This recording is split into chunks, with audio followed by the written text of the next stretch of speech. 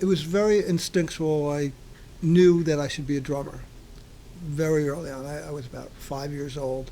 I started pestering my parents to get me some sort of percussion instruments. I didn't know what I was talking about or why. I just wanted to bang on things. They started with the little toy xylophones and bongos, and they finally worked me up to a snare, and I got a set of timbales.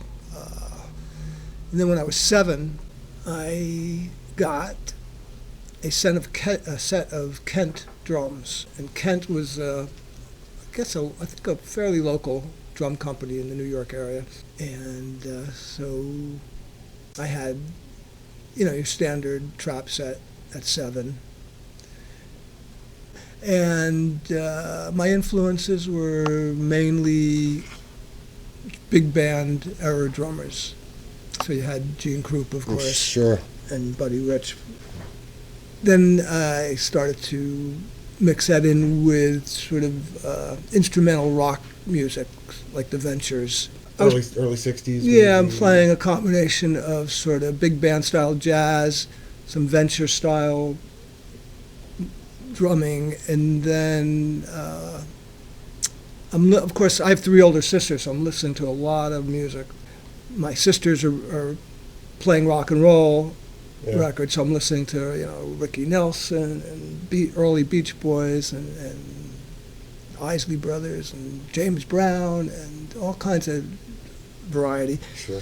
And then on top of that, my parents are heavily into Broadway, so I'm listening to West Side Story and some classical and My Fair Lady, and I'm listening to a lot of Benny Goodman and jazz and Sinatra. So all these things are kind of bombarding me. Right. Plus, in the New York area, had WABC and WMCA and WINS. So you had 3 rock stations playing all the top 40. So all that music is just hitting me hard. Where did you grow up? I'm in Plainfield, New Jersey, Central Jersey, but we're getting all the New York radio, of course, and that's a big influence on me. So at 7 years old, I got the full kit, and I'm drumming away. And so years went by before the Beatles hit. So I had a unique situation where I was already fairly established as a trap drummer by the time I saw the Beatles on Ed Sullivan. So I had the all set up in our attic room in our house, and so after seeing Ringo, that was a big turning point. I went up to the drum room and just sat behind the kit after the Beatles were on, and I just sat there all night, lightly tapping on the snare because I was so excited. And I couldn't play because it was too late. It's the first time I see match grip, and the first time I see somebody playing that hard. It was a small clique of people that were musicians back then, because it was just starting to happen. The thing about the 60s was that things were happening for the first time that had never been seen before. Guys growing their hair out, and the various production styles that were coming out in the top 40. The Yardbirds would come out with a song with a guitar sound you never heard before. They're sustained, like in '66, the John Mayall and the Blues Breakers comes out, and all of a sudden we're hearing Clapton for the first time. It's the first time we're hearing a sustained guitar, because none of us were familiar with the sources of Freddie King yet, or even B.B. King at that point. And then we all went back and we're listening to the blues to see where did those guys hear that. And so it was all discovery. It was all new, and that was interesting. Were you buying singles at that time? Buying singles, and well, of course, Meet the Beatles was a turning point. But like I said, there were a lot of records in my house from my 3 older sisters. I remember there was this great Ike and Tina Turner review album that I listened to a lot, and James Brown Live at the Apollo, and a lot of soul music. One of my sister's boyfriends was really into that, and he would leave records at the house. And then we had a big pile of 45s, of course, and so you'd hear a lot of the early girl group stuff, Phil Spector, all kinds of variety. Like I said earlier, Ricky Nelson was a big influence. I liked him a lot. And then the British invasion hit, and that just blew the doors wide open. Then you had the Stones right on top of them, the Dave Clark Five, and the Animals, and the Yardbirds, and the Kinks, and on, and The Who. And then the American groups start up. You got the Byrds coming in, and Right. Buffalo Springfield, and the Turtles, and you name it. The very first concert I ever went to was Neil Sedaka at the Steel Pier in Atlantic City. And that was exciting because I was a little boy.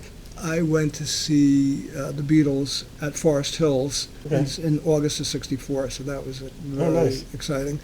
And then I saw the Dave Clark Five at Carnegie Hall. Then I saw both the Shea Stadium Beatle concerts. I saw the Who's first appearance in America, where they shared the bill with Cream. So it was Cream and the Who all in one day, and the Rascals were on the bill, and Mitch Ryder. I mean, just tons of people like that, and you name it. From the '60s, I saw practically everybody. Wow. Went to see Hendrix at Hunter College, one of his first major concerts in New York.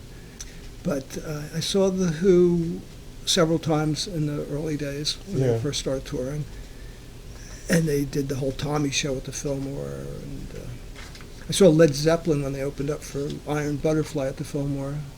Gosh, there's been so many shows. I saw the Doors at the Garden. Oh yeah, Procol Harum was one of my big favorites. And they had a drummer named B.J. Wilson who was a big influence, who I thought was fantastic. As far as that real mid-'60s to late '60s era into the '70s, the guys that stood out for me were Mitch Mitchell from Jimi Hendrix Experience. He's great. He passed Yeah, he recently, passed away, didn't he? yeah. I loved him. B.J. Wilson from Procol Harum I liked a lot. Dino Donnelly from the Rascals. And then, of course, the big superstars like Ringo Starr and Charlie Watts. And, Bobby Elliott from the Hollies. Nancy's reminding me. And It's great to get these names out there because these people don't really get Bobby Elliott was fantastic. mentioned. I'm sure I'm forgetting many others, but American drummers, Dino Donnelly and the Rascals was really right up there with the best. And of course, Hal Blaine, the Hal. famous session player who Sure. was on a lot of these records that you would hear. So he subsequently became a big influence. I didn't realize at the time it was him, neither did anyone else. 'Cause he's playing on Beach Boy tracks and everybody from the West Coast. So. But I actually did like Dennis Wilson's drumming live. Okay. I saw the Beach Boys live a few times, and he was actually a very good drummer, really highly underrated, even though Hal played on most of the big hits. Dennis was a great drummer, and when you see them live, he's propelling a lot of energy there. It's pretty impressive. You know who else is good that you would never think is like up there is Mickey Dolenz, believe it or not. I have a video of a Monkees show from, I believe from England, and it was the 4 original Monkees playing on stage with no one else. And Mickey Dolenz is hitting it. He's really doing it, and I was so impressed with that. And then they had their backup group come on, and I actually like Mickey's drumming better than their hired drummer. Pretty well. We actually went to see Davy Jones not that long before he died, do a show here in the city, and it was literally one of the best shows we ever saw. He came out and he was so charismatic, and he sang right in the middle of every note. He was one of these guys you knew as soon as he started to sing that he wasn't going to hit a wrong note. And it wasn't pitch corrected. You could tell he just had very good pitch, and that's always fun to see live. And he was hilarious. And he was hilariously funny too. Yeah. You go in there with fairly moderate expectations, and then you get blown away, and it's like, wow, it's one of those magical nights where you just put it on the list of the great shows you've seen. Oh, that's great. Which I can pretty much count on one hand. But yeah, just to go back, I mentioned on one hand, just coming to in the top of my head, I would have to say Hendrix at Hunter College was one of the great nights. Procol Harum at the Fillmore, pretty much any time they played, was one of those magical things. We went to see U2 when they first came. It might have been their second tour. It was right as the second album, October, was coming out. And we saw them at the Ritz. And we had no expectation at all what they were going to be like. And we were actually on our way out the door because it was getting late and we didn't really know that much about U2. And we ran into somebody who we knew, and they said, no, go back. You got to stay and watch this band. We said, we're tired. We want to go. And we went back. We got real close to the stage, and it was very early days of U2, and they, in a fairly small environment, and they just, when you see a supergroup, a future supergroup like that in the early days, it's pretty powerful. Oh, thanks. It might be hot. Be careful. Well, I put ice cube in. Oh, it's great. Thanks. What is it? What kind of tea? Raspberries in it. So, yeah, those are some of my favorite shows. The Beatles concerts were more of a cultural event than a musical experience because you couldn't clearly hear the music. It's very, very exciting, but it was sort of just a challenge to decipher which song they were playing. I saw the Stones in '66 at Convention Hall in Asbury Park. That was a great show. And then later I saw him at '69. Also very good with Mick Taylor, so that was another highlight. Was Plainfield sort of a small town growing up? And It was a medium-sized town. I actually, the time before that, I did go back. I did write a song about it. He's written a lot of songs about Plainfield, actually. That's true. I have a bunch of songs about Plainfield. A good environment growing up there. It was a great place to grow up. It really was. great era too, obviously. Yeah, the combination of the '60s and living in a small New Jersey, medium. I guess you could say it was a small town, but it had a lot of different elements. There was a very vibrant downtown area that was kind of, very city-like. Yeah. We all lived more in the suburban areas. And my main memories of that era, looking at it from a music point of view, was, especially in the early days when I first started playing drums, that only the people that really knew or wanted to be a musician were musicians, because it wasn't a popular, trendy thing to do. And so it was a very small group of people, and you knew each other. And then as the '60s wore on, especially post-Beatles, it became very fashionable. Big You had explosion kind of everybody and his brother syndrome, where everybody wanted to get in on the fun. So now you're looking at a lot of people starting bands. Just on the street that I grew up on, there must have been at least within I would say a 2 or 3 block radius, there must have been at least a half a dozen bands practicing, and you could hear them at different houses as you'd walk down the street. We'd put 2 singles out. Bell was a pretty big deal in those days. And they had some major acts on. We were all too young at the time we got our record deal to have gotten into songwriting, so we were assigned songs from the producer. And, sort of like the Monkees. Yeah, basically, we just were given these songs, and we weren't that crazy about them, but we arranged them the best we could. And we were kind of a garage-sounding band, so we tried to make these songs that weren't really garage rock songs, kind of more in that style.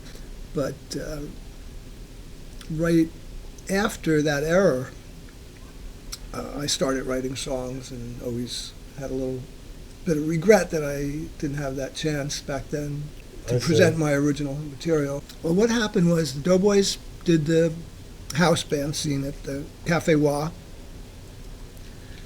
and we split up a little after that. And then the '70s started happening, and various combinations of the guys from the Doughboys tried different bands, and so we just were a lot of trial and error in the early '70s, different combinations, and then in the mid '70s I decided to move down to Washington D.C. My family had already moved down there because we always had relatives there, and so they were all down there, my parents and my sisters. So I moved down there, and that's where I met Nancy, and I started a band down in Washington. And I had always been a drummer up to that point, and I decided to try fronting the band on guitar. So I started a band called The Rage in Washington, D.C., with Nancy's brother Ricky and a guitar player named Tommy Keene, who went on to do a lot of recording with a couple different labels. So we had this band, and that lasted for a couple of years. And then I decided to try L.A., because it was still in the days where nobody really thought about putting out their own records yet. You had to go through the whole process of making a demo and shopping it around and getting signed. And we never even got to that point with the Rage. So I went out to L.A. and I played drums in a band called the Cooper Dodge that were kind of a vocal-oriented band. We're kind of like folk rock, country rock, very good, talented guys up front. And I was just a drummer. And I did that for a few years. And then the 80s were coming along, and I went back to New York. Piano and all that kind of You stuff. know, I mean, simultaneously, while I was in Washington, I was playing drums for Link Ray while I did the Rage. Okay. Just to backtrack for a second. And then the 80s are starting, so I'm back in New York. And this is the point where I really decide I want to be a solo artist. You know, I kind of had it with being a member of a band, because my credo was, you know, bands always end up breaking up because of a variety of reasons, usually lack of success, personality differences, Sure. you know. And I said, if I'm just, you know, a solo artist, hopefully I won't break up with myself. And if I do, then I know things are really bad. So that's what I've pretty much done ever since, until I got reformed with the Doughboys. You know, and I took it a few steps more when I started to record and started overdubbing all the instruments myself. And What was the gear? How did you? well, first we got, like everybody in the real early days, we got the Tascam cassette 4-track. What I did is looked, I think it was the Village Voice, you know, started to look to see if there were any small studios that were affordable. I found some 4-track studio that was basically a guy in his living room. That's how my first album, Living Room, came about. Very nice guy named Nick DeFabio, who lived uptown, had Tascam 4-track, but he also was dabbling with the first kind of, what was it, some computerized stuff. And then, I think he went up to 8-track. Yeah. He went up to 8-track very soon. The first few songs I did with him, I think, were 4-track, and then, Living Room was 8-track. Living Room was 8-track. 8-track, 8-track. But I cut Probably like a the couple Tascam. songs with him first that were 4-track, that were more like demos. And the revelation that Nancy and I had was, what is the difference between a demo and a record? Because we were kind of anxious to just have a record out, and we didn't want to go through the whole process of shopping and getting rejected. You know, if we play everything in time and in tune, maybe that's a record. Yeah, that's a record if it's all the way we want it, it sounds the way we want it. Why is that a demo? Why can't that be the record? So we had that philosophy, and we went in with that in mind, and then we really stuck to our guns and just made the record we wanted to make, which turned out to be the Living Room album. Living Room. And Actual Size first, you're right. Oh, First Actual thing we did was Actual Size, which Okay. was a It's EP an of EP, okay. 6 songs, and we put that out ourselves on vinyl, this pre-CD. Then we went back to the same place and did Living Room, and that was 14 songs, and that was our first 12-inch album, and we put that out on our own label again, called World Records. And then we got reviewed in Rolling Stone, much to our surprise. The record was something we just put out ourselves, and we sent it to college radio, and next thing we know, we're getting this very nice review in Rolling Stone, and that kind of opened the doors for us. And from that, I start to get offers from some major labels. Seymour comes in. So yeah, and then Sire. so one day I get a call from Seymour Stein saying he heard the lead-off track, Call Out the Military, on the radio here in New York. Interested, and tracked me down and basically offered me a deal right then and there. So, Oh, that's great. so I signed. Well, what happened was first I signed a deal with Cypress Records, which was part of A&M Records, and Okay. they re-released Living Room, and that's when Seymour got involved. And then so he bought out my contract from Cypress, and then I was on Sire, Warner Brothers for Heyman, And Andy Paley. and Andy Paley co-produced with me. As far as collaboration, I've never been able to figure out how to collaborate as far as songwriting. So I have my kind of process that I do. I decided at some point I can't remember what year it was, but there was a point where I said, I'm not demoing anything anymore. Whereas I used to always have my little Walkman and you see this wall unit here, most of the bottom is filled with literally thousands of cassette tapes. Just open that middle, well, this isn't visual, but just open that middle thing. It's all cassettes. And most of those cabinets are just filled. There's probably, I don't know how many thousands of work cassettes in there. So anyway, I got to this point where I said, I can't take it anymore. All these cassettes, and I don't even listen to those. I'm not going to So every time I write a new song, it's a gamble whether it's going to stay with me or not. And it's just really stupid, but that's how I've been. I lose probably at least half of the stuff I write now because it's all in my head. Yeah. I either remember it or I don't until I record the real version of the song.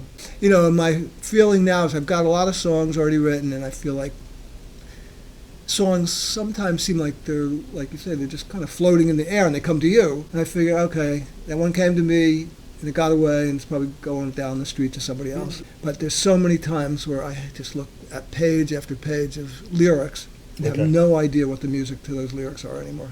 Oh, And I remember that it was a really strong song, and I have no idea what the music is. It's gone. And then I write another song. I write a new song to those lyrics. Yeah, so I yeah. have like some songs that have gone through 5 or 6 permutations of the same lyric with different music.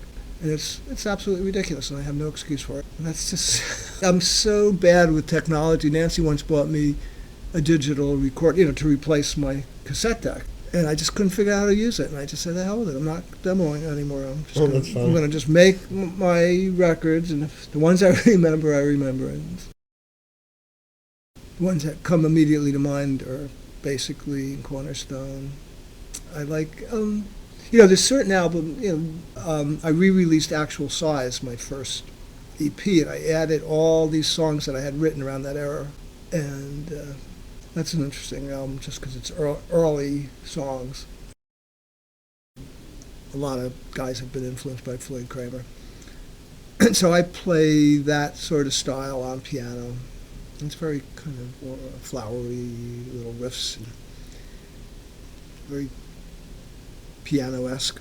And I took those arrangements of new songs and just note for note transcribed it to the guitar, to very unnatural fingerings on the guitar, because they were piano riffs. So, you had to really stretch your fingers in weird ways, and something a guitar player would never play. Yeah, or tune it weird or something. Well, I didn't get into tunings, but I just would stretch my hands until I figured out how to play it, with Nancy's help, of course.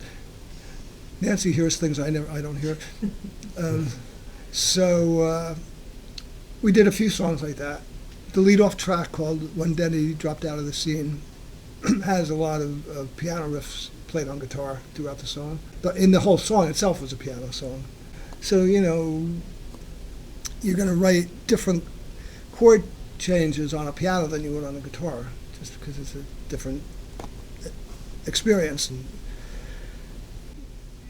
depending on your proficiency on each instrument, I get around a little better on piano than I do on guitar. So, you're writing, or I'm writing, I should say, passing diminished chords and things that I just wouldn't come up with on guitar naturally unless I really forced it. So, that's the latest album, X, that has that. I should go back quickly to drummers. I want to just bring up Levon Helm, the way the drums were tuned and just everything about that style. I loved a lot. And all these influences that I've had. Growing up, listening to Bob Dylan, listening to Robbie Robertson's lyrics, listening to, the Beatles, of course, and so many other, even Jagger Richards. I mean, you gotta try to just, learn from that. So, when you start writing your own songs, depending on the song, but you want to make it the best you can, and depending on the mood of the music and what you're trying to say, I do kind of buckle down and try to write the best lyrics I can for each song.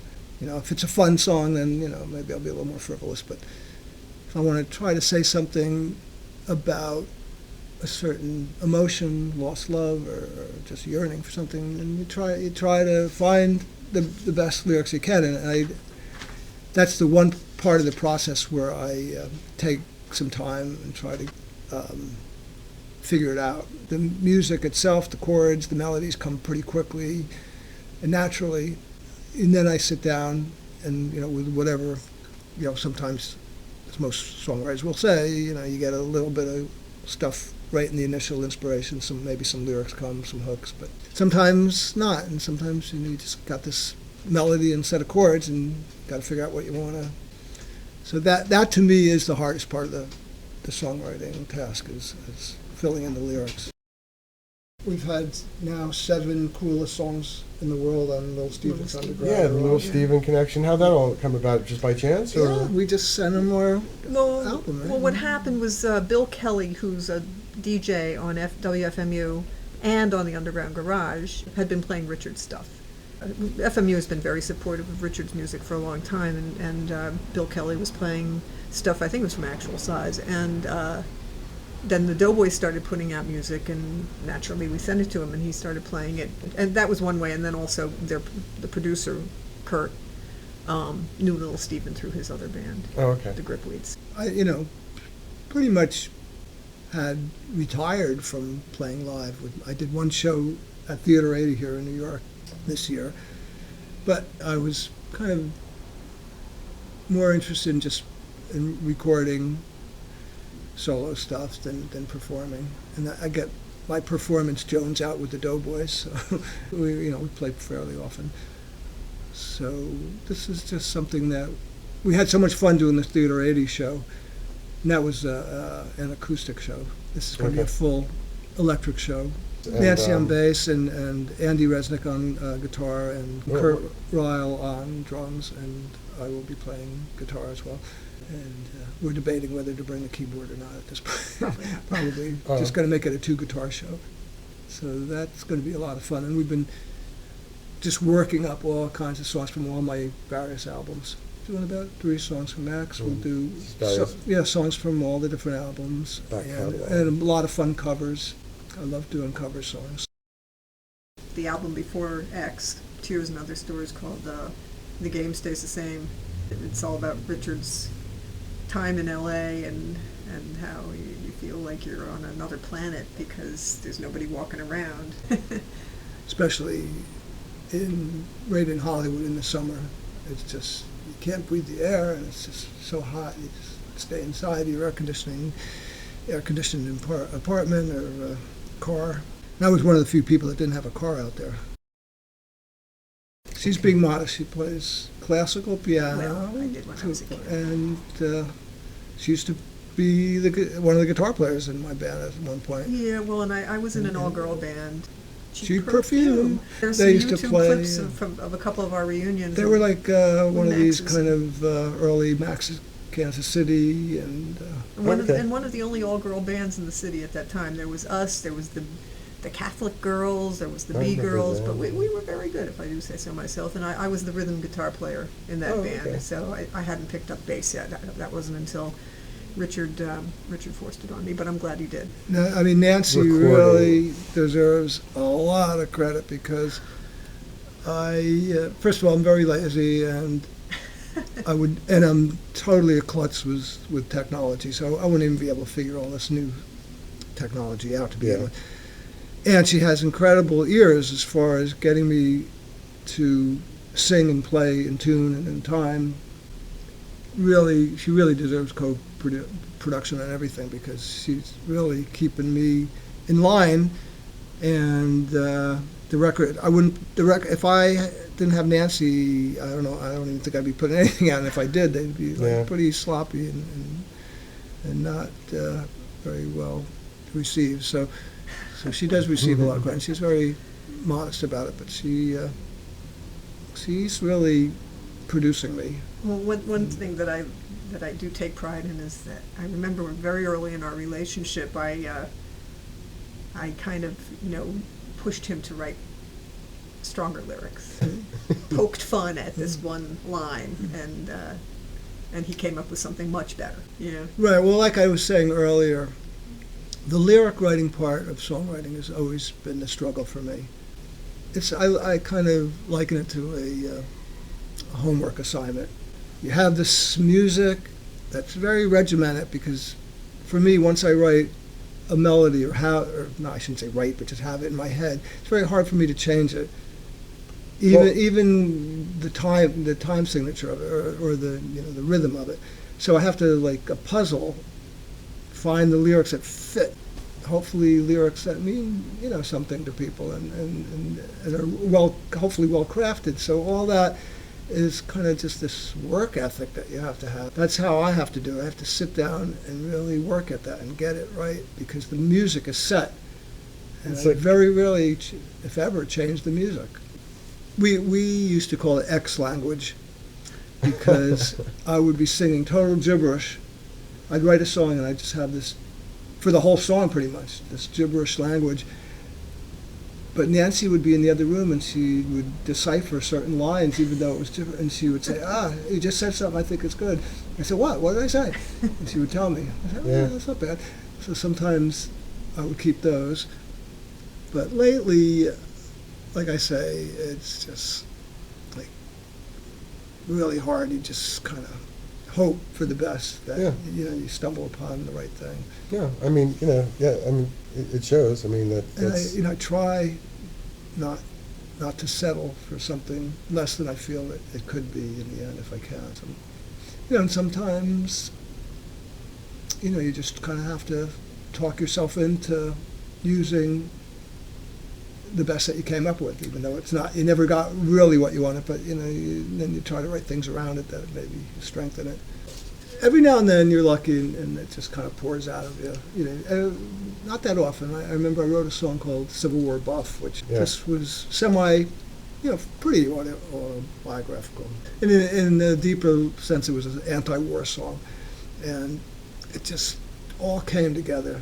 The lyrics and the music, I just sat there and just boom, boom, boom, it just came all out. If you really follow the lyric to the end, it just kind of like questions, was it really worth it?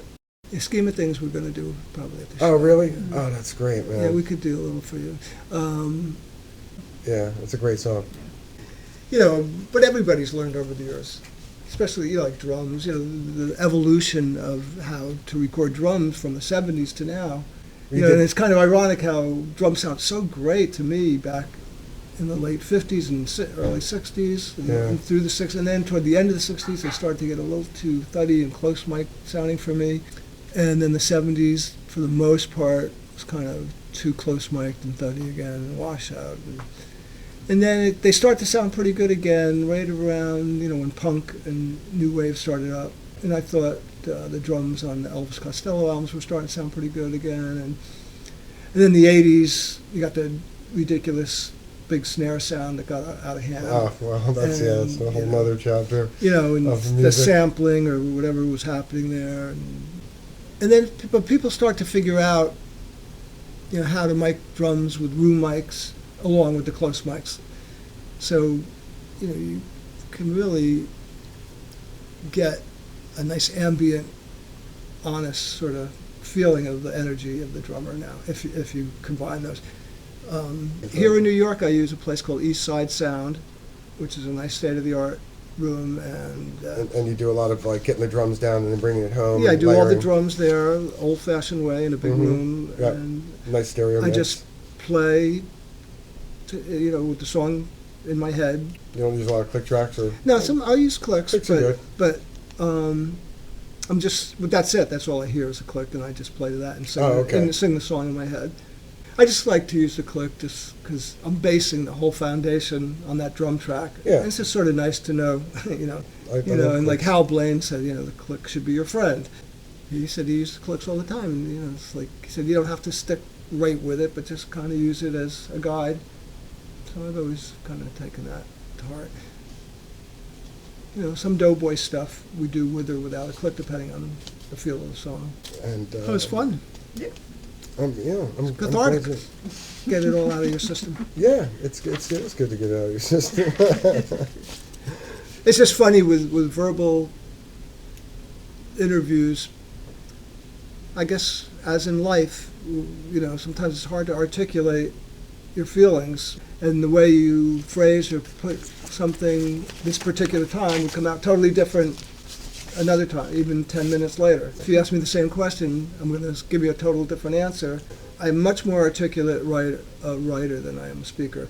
So I do a lot of interviews as a written. I read your web stories too.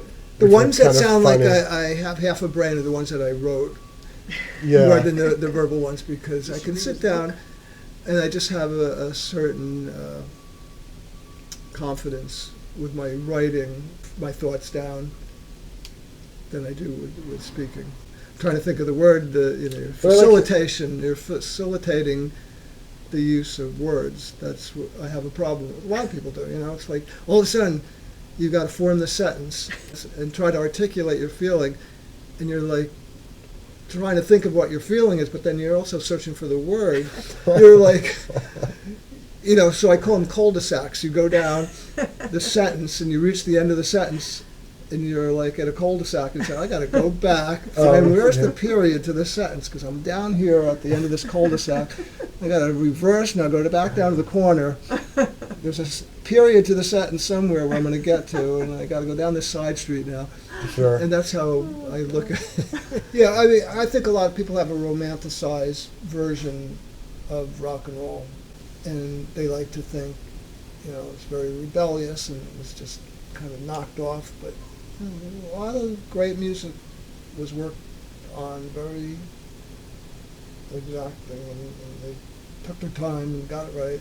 It's amazing about the Beatles is you hear them working up a song, and it just seems like they're never going to get it. It just sounds so bad in a way, like something's wrong, and then they get it. All of a sudden they get the take, and the magic's there. I've always been amazed about that, like how all of a sudden, perfect, they get it just right. You hear these takes of John in the studio singing, and it sounds like he's never going to even be able to sing that song. It's too high for him or whatever, and then you hear the finished thing. Or they'll do a take and it's missing like the great bridge that you're so familiar Right, with. or that and one what George you're riff doing that, and- just came on that final Yeah, take, like you yeah. just, Right. and it's I embedded know. in your mind and history, Right. Or the magic Thing. of just how some added reverb can make. If you listen to the takes of I Saw Her Standing There, without the reverb, all of a sudden you hear this, like, I guess it's a chamber put on that guitar solo, and all of a sudden it's just this perfect guitar solo for that song. Yeah. Wow. So, certain things happen in the studio. It just creates magic. Yeah. The Doughboys are currently mixing their latest album, and we recorded all the drum tracks for my next album are done, so we're about to start filling all those in with songs, so that should be fun. And we're rehearsing for this show, which is going to be basically a one-off. We're probably not going to play that often, so we've got some really fun stuff worked up for it. We're excited about it. Till next time. Our I really pleasure. appreciate